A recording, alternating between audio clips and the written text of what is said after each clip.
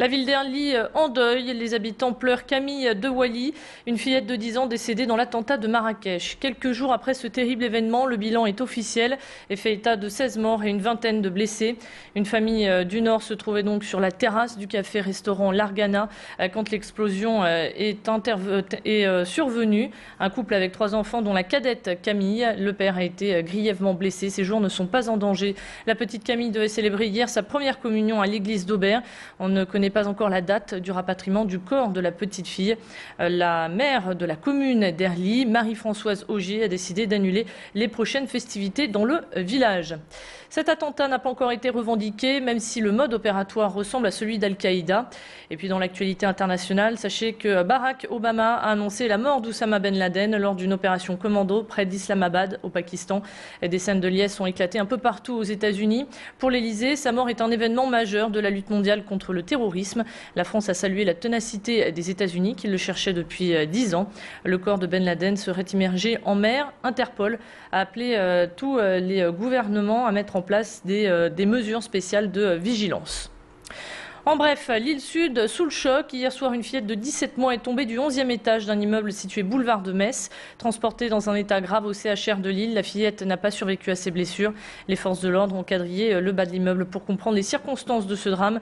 L'appartement a également été mis à la disposition des enquêteurs pour procéder à des observations. On ne connaît pas encore ce qui s'est passé, mais les parents parlent d'un accident. Au lendemain de ce drame, nous irons à la rencontre du voisinage. L'actualité, c'est aussi cet incendie à Mons-en-Barœul. Dans la nuit de samedi à dimanche, un incendie s'est déclenché dans la salle des sports des provinces.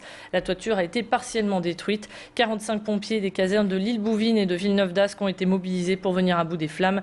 Ils étaient encore sur place hier après-midi pour sécuriser le périmètre. Le commandant René Alain Langlais nous explique leur intervention. Les secours ont été déclenchés vers 23h30 en gros sur un feu sur l'arrière de la salle de sport. À notre arrivée, la moitié de la salle de sport était embrasée. Les dispositifs ont été mis en œuvre pour l'extinction, donc des moyens lances sur moyens élévateurs et 2 autres lances de plein pied au niveau du sol. C'est des structures bois, donc quelque part qui nécessitent énormément de moyens en eau. En plus, ce sont des structures qui sont instables, donc il n'est pas question de pouvoir de faire pénétrer nos personnels. Donc on doit travailler avec des moyens relativement lourds en moyens hydrauliques.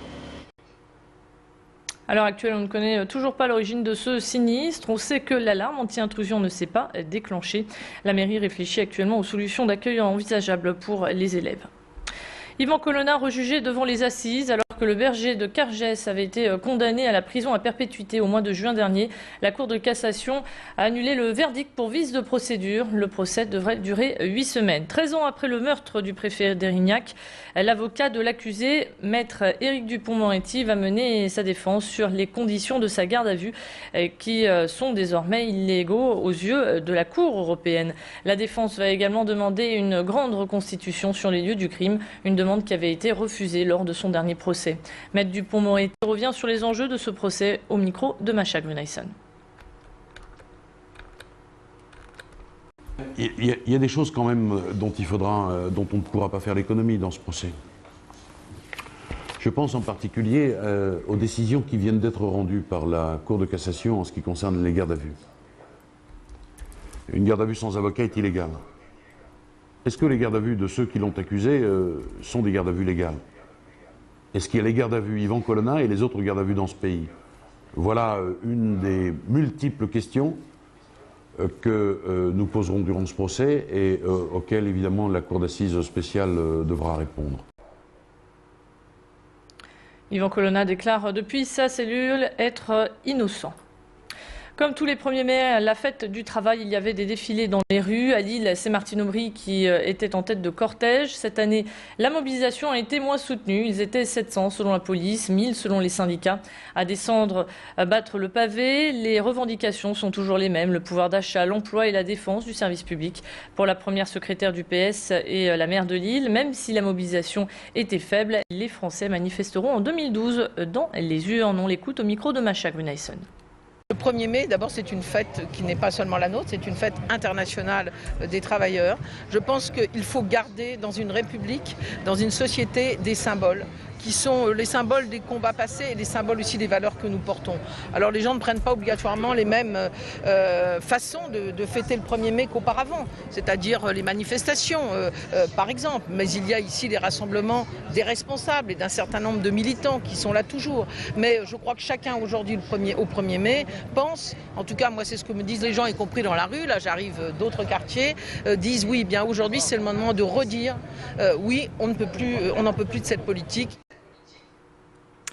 En sport, c'est la bonne nouvelle du jour. Les Lillois reprennent les commandes de la Ligue 1 en battant hier Arles-Avignon 5-0. Les Lillois ont affiché leur envie de gagner dès leur entrée sur le terrain. À la 5e minute, ils lançaient une attaque qui s'est révélée victorieuse grâce à Gervinho. Par 2 fois, il a poussé le ballon au fond des filets. Les 3 autres buts ont été signés de Debuchy, Cabaye et Rosenal. On regarde d'ailleurs ensemble. Vous voyez ici les buts avec ce coup d'accélérateur. Les Lillois retrouvent le sourire et les supporters aussi. Les Dogs sont de nouveau leaders. Prochain match samedi à 21 h. Les Lillois iront à Nancy. L'abeille noire est une espèce en voie de disparition. Un essaim a trouvé refuge dans la toiture d'une maison à Villeneuve-d'Ascq. Depuis 15 ans, elles vivent et produisent du miel dans le sous-plafond de cette habitation. Une cohabitation originale qui s'est très bien déroulée. Mais aujourd'hui, le propriétaire a déménagé pour louer sa maison et a souhaité mettre en sécurité ses petites protégées et a fait appel à un apiculteur pour les emmener en lieu sûr. On écoutera le propriétaire au prochain quart d'heure. C'est la fin de cette édition. Merci de votre fidélité. À suivre votre météo.